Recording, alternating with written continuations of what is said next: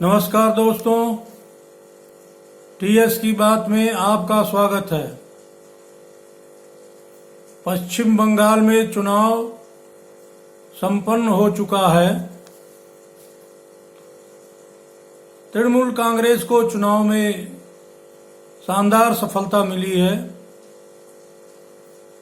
भाजपा को भी 3 सीटों से 77 सीटों पर पहुंचने का अवसर मिला है। लेकिन चुनाव के बाद जो हिंसा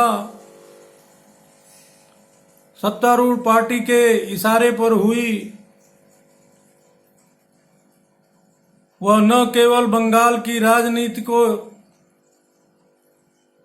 तालिबानीकरण की ओर ले जा रहा है, बल्कि जनादेश को भी कलंकित कर दिया। भद्रलोक की नैतिकता में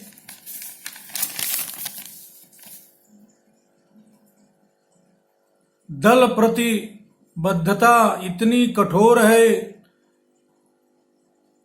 कि उसकी अंतरात्मा विरोधी दलों के कार्यकर्ताओं के हत्याओं पर भी नहीं पिघली।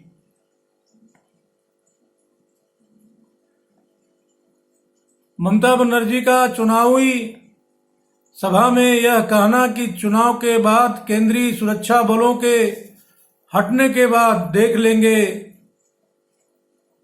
यह एक तरह से प्रायोजित हिंसा की तरफ इशारा करता है। बंगाल के पुलिस अधिकारी मौन होकर के चुनावी हिंसा को बढ़ावा दे रहे थे। लोकतंत्र का मतलब केवल चुनावी हार जीत से नहीं होता है,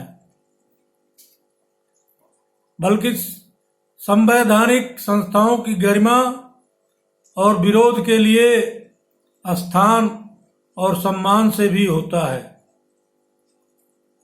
बंगाल में हिंसा के नंगे नाच ने लोकतंत्र का गला घोट दिया।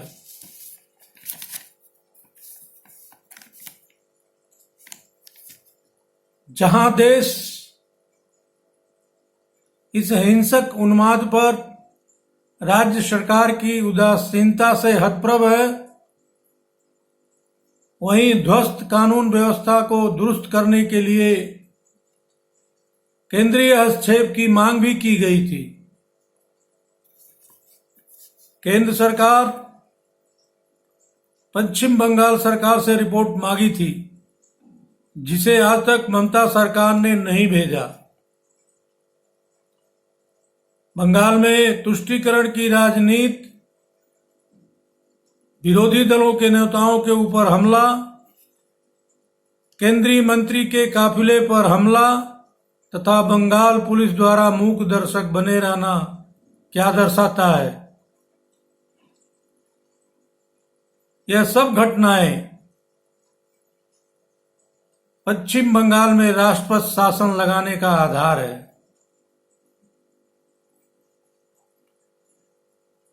राज्यपाल द्वारा ममता सरकार को कानून व्यवस्था सुधारने तथा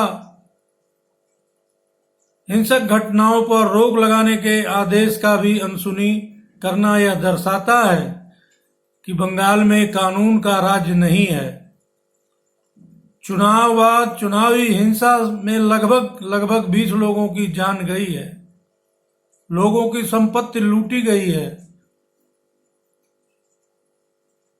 महिलाओं से दुराचार किया गया है, हजारों लोग अपनी जान बचाने के लिए घर छोड़ करके भाग करके असम में शरण लिए हुए हैं।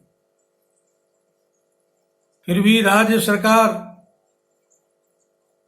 कुंभकर्ण की तरह निद्रा में है।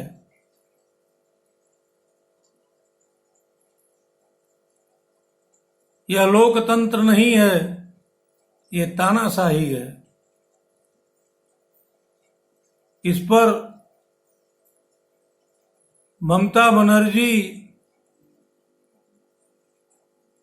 तथा बंगाल की जनता को सोचना चाहिए। क्या हम ऐसे तानाशाह को चुनाव में वोट देंगे जो हमारे सुख दुख में शामिल न हो? जिसको दूसरे दल से संबंध है उसको मारा जाए।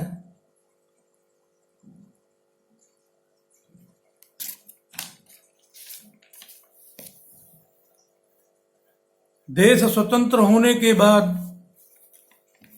बंगाल का घरेलू उत्पाद देश में शीर्ष पर था, वह आज छठे स्थान पर खिसक कर आ गया है। मानव विकास सूचकांक में राज्य 28वें स्थान पर है। किसी समय में राष्ट्रीय उद्योगों में 24% योगदान देने वाला बंगाल आज 4.5% पर खड़ा है। राज्य में महिलाओं के खिलाफ अपराध की दर सबसे ऊपर है। महिला और बाल तस्करी में बंगाल आज शीर्ष पर है। बंगाल में भ्रष्टाचार सबसे अधिक है। जिस भी राजनीतिक दल को बंगाल के ऊपर शासन करने का मौका मिला, वह सुशासन को भूल करके कुशासन का राज्य स्थापित किया। सरकारी खजाने का इस्तेमाल अपने और अपनों के लिए किया, जिसके कारण बंगाल हर क्षेत्र में पिछड़ता गया। लेकिन शासक दल आंख मूंद करके बैठे रहे तथा हिंसा एवं भय का वातावरण बनाकर चुनाव जीतते रहे तथा बंगाल विकास की दौड़ में पिछड़ते रहा।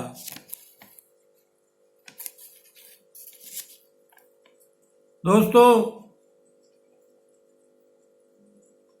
प्रजातंत्र में शासक दल का यह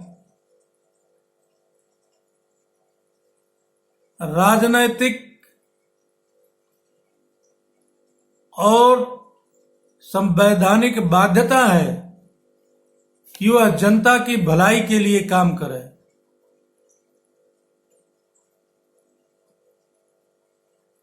प्रदेश में उद्योग धंधों को बढ़ावा दे ताकि नौजवान लोगों को रोजगार मिल सके, आम लोगों की गरीबी दूर हो सके। लेकिन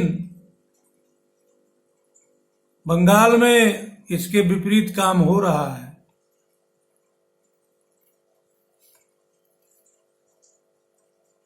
जनता को भय दिखा करके, डर दिखा करके, हिंसा करके वोट लिया जा रहा है।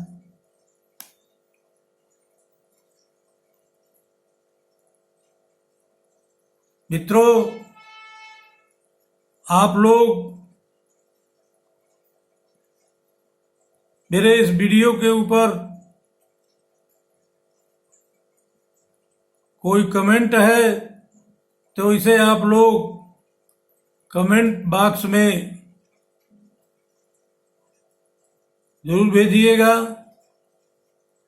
लेकिन कमेंट तर्कपूर्ण और न्यायपूर्ण होना चाहिए।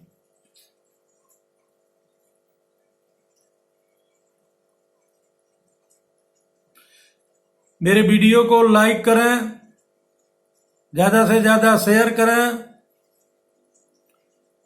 तथा मेरे चैनल को सब्सक्राइब जरूर करें तथा नए नोटिफिकेशन के लिए बेल आइकन दबाना ना भूलें। धन्यवाद।